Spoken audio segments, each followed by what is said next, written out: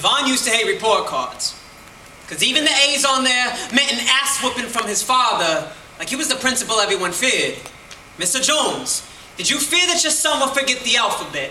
So you beat him till every letter was engraved so deep into his bruises, even a dyslexic kid could repeat them. Or maybe so the blind could read them like Braille.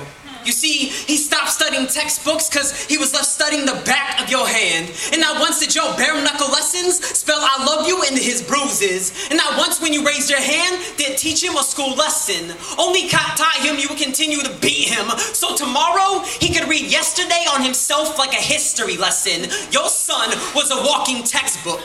The way Nat Turner stayed natted in his dreads. Or the way that Langston Hughes bled from his fingertips. Or the way that the determination of Marcus Garvey fled from his body every time you used him as a bass drum. Your son was a composer, and you were just afraid to face the music, with his cries and please stops, sounding like Etta James and Coltrane composing the next greatest hit. Hit after hit after hit after hit, set him in a flashback 400 years. Master Jones, you have shackled your son into a permanent detention.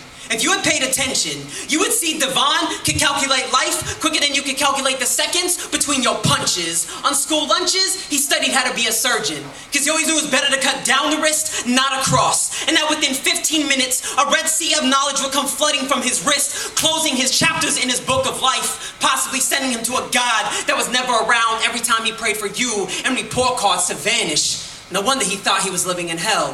With a father who has a serpentine tongue, battle axes for arms. You've put your son through so many wars you leapt to see he was a piece of art. Like the womb that harbored him for 9 months was the blueprints to designing the Smithsonian. He could paint Picasso in his sleep. Quote Nicky Giovanni before the word poetry came from anyone's lips. Divine, you are a soldier.